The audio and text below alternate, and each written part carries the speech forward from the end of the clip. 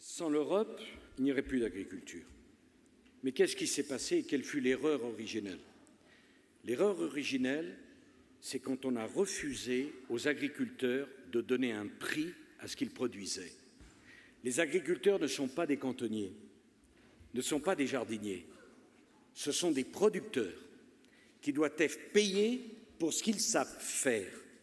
On leur a expliqué que les prix, ce n'était pas important parce qu'ils seraient compensés par des subventions. Avec les subventions sont arrivés les formulaires. Puis quand il n'y a plus d'argent, on a diminué les subventions et les prix n'ont pas remonté. Pour moi, c'est clair. Un agriculteur doit vivre de ce qu'il sait faire. Il doit avoir un prix payé pour ce qu'il produit. Et on doit monter un système de régulation pour faire face aux crises climatiques. Il se trouve que depuis 2 ans, il n'y a pas de crise climatique, que les stocks sont pleins et que les prix baissent. Le système n'est pas un système de protection, mais un système de régulation.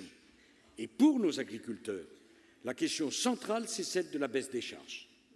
Parce que le jour où vous baissez les charges, ils peuvent être alors à armes égales avec leurs voisins européens et leurs concurrents internationaux.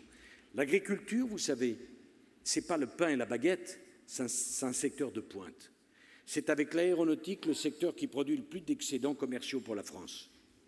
On ne doit pas traiter les agriculteurs comme une espèce en voie de disparition, mais comme un lieu stratégique pour l'économie française, qui doit bénéficier du même soutien, de la même attention que les secteurs technologiquement les plus avancés.